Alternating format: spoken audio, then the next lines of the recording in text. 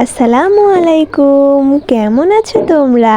আজকে আমি তোমাদের জন্য একটা অদ্ভুত ড্রয়িং নিয়ে চলে আসলাম।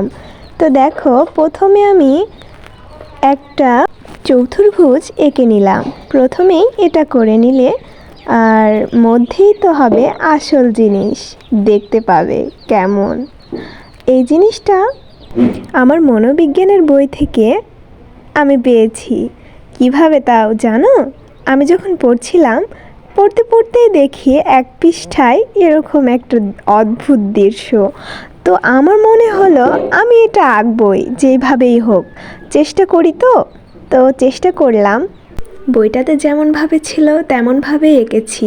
এখন কেমন হবে সেটা তো তোমরা বলবে, তাই না? এই অদ্ভুত জিনিসটা যেহেতু আমি মনোবিজ্ঞানের বই থেকে পেয়েছি, তাহলে বুঝতেই পারছো মনোবিজ্ঞান তো তাত্ত্বিক বিষয় নিয়েই আলোচনা করে, মানুষকে নিয়ে, মানুষের আচরণকে নিয়ে, পশু পাখির, শুধু মানুষ না পশু পাখিকে নিয়েও আলোচনা করে। তো আমার পড়ার বিষয়টা মানুষকে নিয়েই বেশি। শুরু থেকে শেষ পর্যন্ত দেখো তোমরা, তাহলেই তো বুঝতে পারবে এর মধ্যে কী আছে। তো আমি দেখো এখানে জল রং ব্যবহার করেছি। তো জল রং কালোটা নিলেই হয়, একটা রঙই ব্যবহার করেছি। আমার এই অদ্ভুত দৃশ্যটা কিন্তু প্রথমে যা আকার এঁকে নিয়েছি, এখন শুধু রং করতে হবে।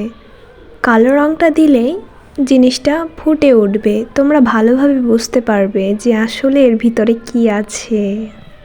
আর হ্যাঁ, তোমাদের হয়তোবা এটা মনে হতে পারে যে আপু বলছে মনোবিজ্ঞানের বই থেকে পেয়েছে, তো এরকম তো প্র্যাকটিক্যালও হতে পারে।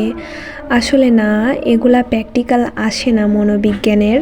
এটা আমার মনে হলো তোমাদের জন্য আঁকলে কেমন হয়।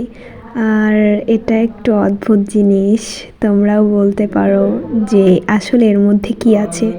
দেখো, চারিদিকটা যখন আমি কালো রং দিয়ে রং করে ফেললাম, তখন কিন্তু দেখো মাঝখানে কালো রং করিনি।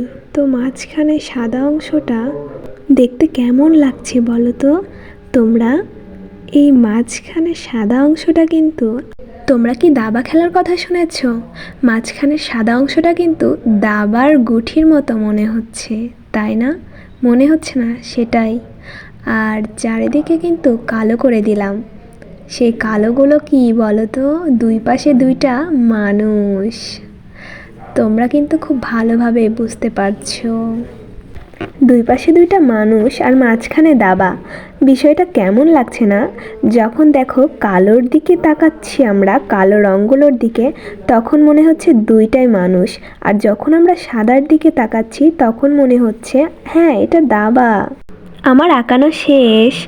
এটা কেমন হয়েছে তোমরা কিন্তু অবশ্যই আমাকে জানাবে। আর কমেন্ট, লাইক করবে অবশ্যই। আমার পাশে থাকবে, আমি যেন এভাবে এগিয়ে যাই, আরও সুন্দর সুন্দর জিনিস তোমাদের কাছে নিয়ে আসতে পারি। আমার জন্য দোয়া করো।